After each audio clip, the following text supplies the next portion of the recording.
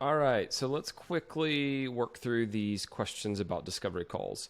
People often want me to give verbal quotes on the discovery call. I hate doing that as I usually underbid and don't have time to research anything, yet it would save time. Do you do that?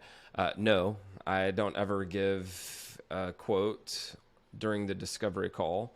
How do you give them some ballpark estimate of rates without boxing yourself into a low rate or price yourself beyond their budget? I just say, oh yeah, I don't, I need some time to gather my thoughts, think through our conversation, and actually put together an estimate that I'm confident in. So hold tight, and then I'll come back to you with that pricing structure.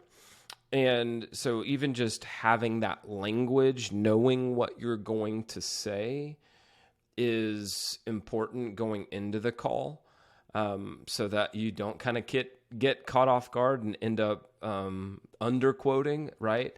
Now, keep in mind that if you're on a call and someone kind of insists on getting, they get really pushy. They want a price right then and there.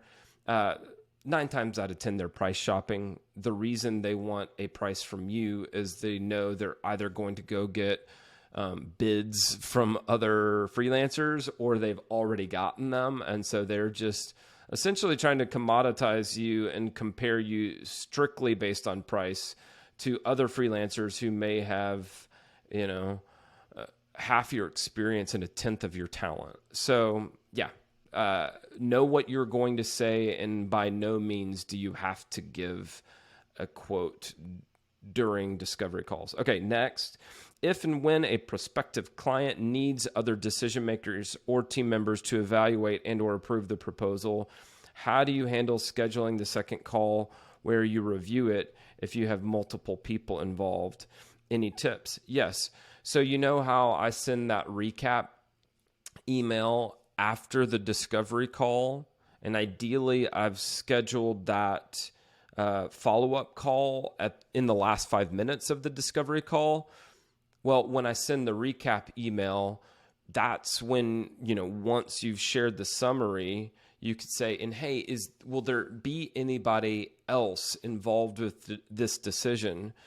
If so, it would be good for them to be on the call where we discuss the proposal. Let me know so I can go ahead and add them to the invite, right? That's the way I would handle that. All right, next, is it possible to lose momentum with a client by waiting too long or boxing yourself in by going too quickly? I don't fully understand this question. If by momentum you mean that the project just kind of stalls out altogether, or boxing yourself by, I don't fully understand this question. I will say that if the project loses momentum, it must not have been that important to the client in the first place. And I will also say that if a project loses momentum, it could also be the client is firefighting, they've got higher priorities, and that's when you make sure that you have some sort of process in place for following up with people to whom you've sent a proposal at least 5 times. I have this principle, silence always means yes until you get a clear no. So never misinterpret someone's silence as a lack of interest. So that's why you keep following up, whether it's every 2 weeks, whether it's every month, right? You keep following up until they say, oh, we've gone a different direction, meaning we hired someone else. Oh, we've put the project on ice or canceled it. Or, oh, it's just not a priority anymore. But keep following up. I don't think you can box yourself in by going too quickly, as long as you're confident that you know what the project is and you believe, you have that transfer of belief that I talked about. You actually believe this transformation is important for the client. In that case, why wouldn't you move quickly? All right, next, as a newbie to the professional freelance world, you were at an agency, then grad school. That's funny. I was at grad school, then at an agency. What are the most important things for someone on their first pitch call? Is there anything different you'd suggest hi, it's me, consider or remind themselves of? Yeah, I would say the pressure's off. It's not a performance. You're not on stage giving an audition. You're facilitating a process of self-discovery. And if you show up with that attitude and posture of, I'm here to serve, here to help you get clarity. And if there's a fit here, that will become obvious to us both. If there's not a fit here, maybe I can still send you in the right direction, right? And I've used that language when inviting people to discovery calls. Hey, my goal is not to sell you something you don't need. My goal is to figure out what the project is, all of its edges, and then to figure out what the path forward might look like. And then if I'm the right guide to help you down that path, wonderful. If not, again, maybe I can refer you the right direction. So the pressure's off. That is what I would suggest you remember or remind yourself of. Okay, last one in this section.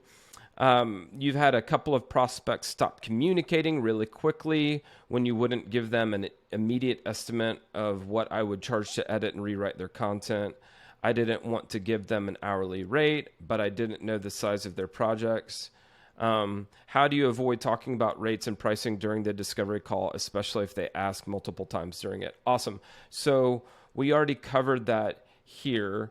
Again, I would say if they are really in a hurry to get a price from you, their poor planning does not constitute an emergency for you.